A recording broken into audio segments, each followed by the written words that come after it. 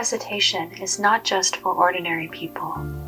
Even bodhisattvas of the 10 grounds recite the Buddha's name. Those who are unaware might say, Buddha recitation is for foolish people. Only those without wisdom would recite the Buddha's name. That is slandering the Buddha and the Dharma. Complete nonsense. Buddha recitation is the greatest and most honorable universal gateway. What makes it wonderful is that it is accessible to people of all dispositions. Even those with many karmic hindrances can practice it. Wonderful. This is an especially wonderful Dharma. There are many secular endeavors that ordinary people cannot pursue. However, everyone can practice Buddha recitation. Those with superior capacities must also practice Buddha recitation. That is why it is suitable for people of all 3 kinds of capacities and gathers in those with sharp or dull faculties. It is a special Dharma method for realizing Buddhahood.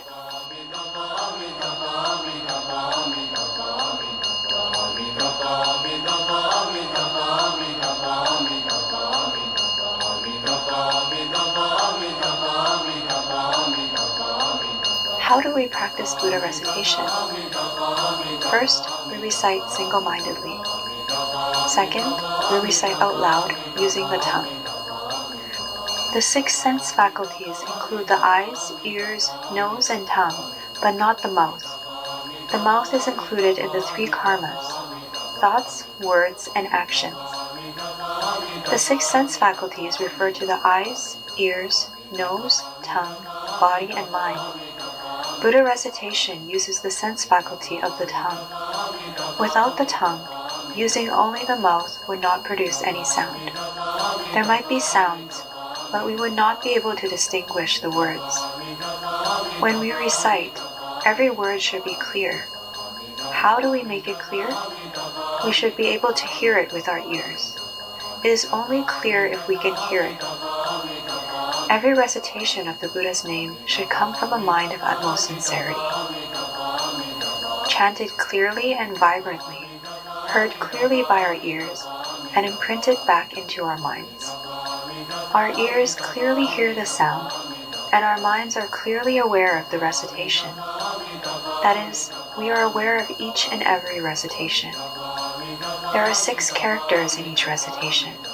Do not be careless with any one of the 6 characters.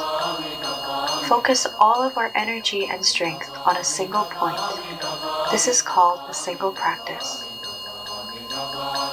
Once this is achieved, we will have attained single-mindedness with no scattered thoughts. This is how we should recite, whether it is one time or hundreds of thousands of times, whether it is for one day or 1 week, regardless of the length of time you have been practicing. If you can persist for your entire life, your diligent efforts will generate meritorious virtues. By reciting with utmost sincerity in such a way, each recitation generates boundless meritorious virtues. Otherwise, it simply becomes a chore. If it becomes a chore, then your mouth is chanting while your mind is scattered. Even if you chanted until you lost your voice, your efforts would be in vain, because you lack focus and aspiration. Instead, your deluded thoughts are in pursuit of fame, profit, the 7 emotions, and 6 desires. Your mind is turning away from awakening and uniting with defilement, still in line with the secular world. In doing so, we are moving further away from the goal of being reborn in our original home of the Western Pure Land. Everyone, please pay attention to this most important point. What if you want to use a rosary? When using a rosary, don't keep moving the beads forward with each recitation.